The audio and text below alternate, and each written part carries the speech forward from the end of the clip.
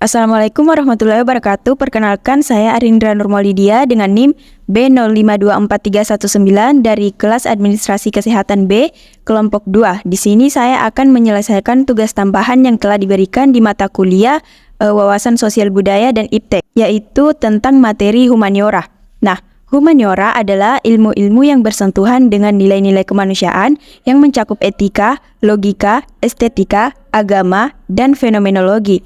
Nah, manusia dan ilmu humaniora itu saling terkait karena humaniora mencoba memahami pengalaman manusia dari berbagai perspektif.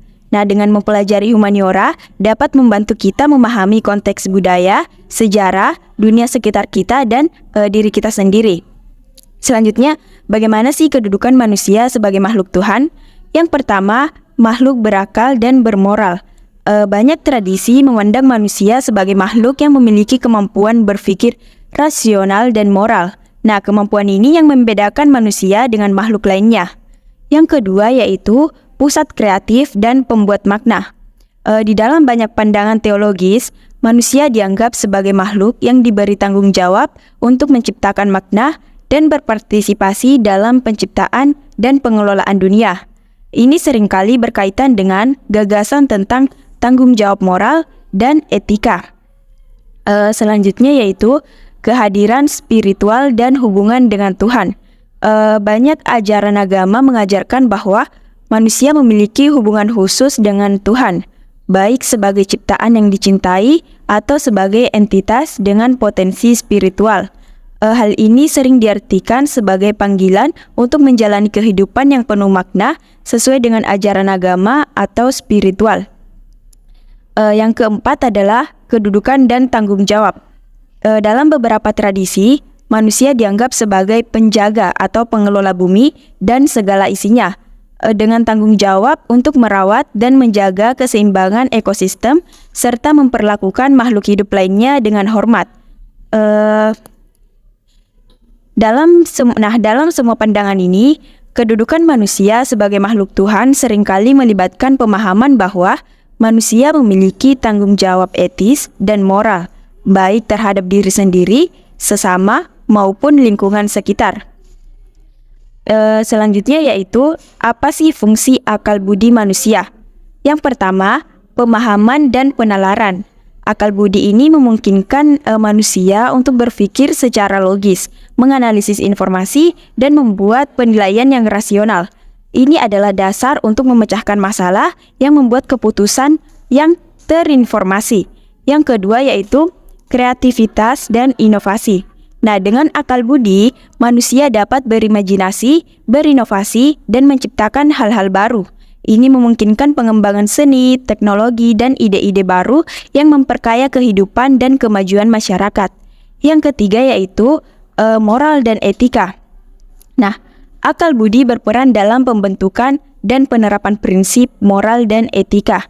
Ini memungkinkan individu untuk menilai tindakan mereka dalam konteks nilai-nilai dan norma-norma sosial, serta membuat keputusan yang mencerminkan pertimbangan moral. Yang keempat yaitu komunikasi dan bahasa. Kemampuan untuk berpikir secara abstrak dan menyusun argumen memungkinkan manusia untuk berkomunikasi secara efektif dan membangun bahasa yang kompleks.